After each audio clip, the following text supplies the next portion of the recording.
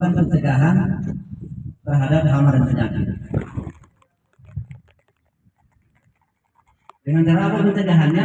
Dengan teknik budidaya pertanian yang baik, sehingga menciptakan tanaman dan lingkungan lahan yang begitu ya. Kalau saya luar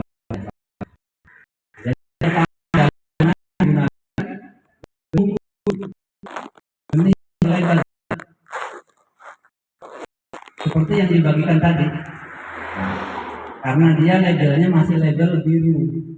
Kalau yang kita tanam terus menerus turun temurun, biasanya sudah mulai kehilangan daya tahan terhadap hama dan penyakit.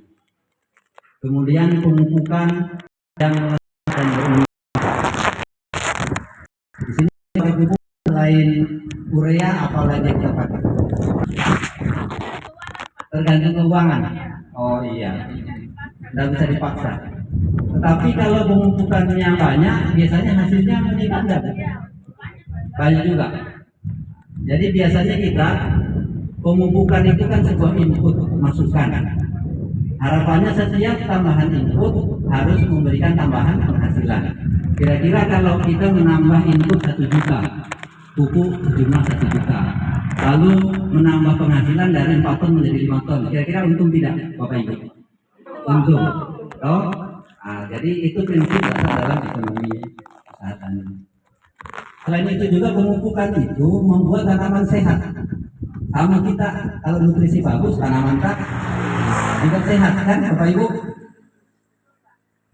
Iya, kalaupun tanaman kita diserang oleh berang, cepat sekali memulihkan dirinya. Nah, kalau kena penyakit belas, tahu penyakit belas? Sering di sini menyerang. Biasanya di sini menyerang daunnya atau sampai ke malainya. Nah, ini pemupukan yang lengkap seimbang sangat berpengaruh terhadap tahan tanaman terhadap penyakit. Nah, itu yang perlu kita perhatikan. Kemudian kalau kita sudah melakukan teknik budidaya yang baik seperti yang sering Bapak Ibu lakukan, toh masih juga terserang hama dan penyakit, lalu kita melakukan pengendalian yang bersifat kuratif atau memberantas, mengendalikan hama dan penyakit tersebut. Menggunakan apa? Menggunakan racun yang sesuai. Begitu Bapak Ibu ya. Saya rasa ini sudah sering kita lakukan. Kita ini hanya mengulas. Terus apa yang terpenting saat ada tanda-tanda gejala hama dan penyakit tanaman kita? Biasanya kita gelisah. Aduh, kenapa ini? Padi mulai menguning. Kenapa ada celah-celah pancit? Itu Pak ya, celah pancit apa di sini dibilang? Biasanya tanaman seperti hangus terbakar. Biasa Pak ya. Ada yang parah sampai kelihatan seperti disemprot, ada yang nggak terlalu parah tapi sebenarnya sudah kena hawar daun. Terutama di musim-musim lembab ada hujan ke hawar daun. Sehingga perlu kita melakukan pengamatan. Jadi ada istilahnya itu amati, kenali, kendalikan. Bukan begitu kita lihat tanaman kita ada tanda-tanda serangan hama penyakit, kita langsung ke toko. Tapi yang pertama kita lakukan adalah melakukan pengamatan. Pengamatan ini kan seharusnya dilakukan secara rutin, seminggu paling tidak 1 kali. Biasa Pak ya.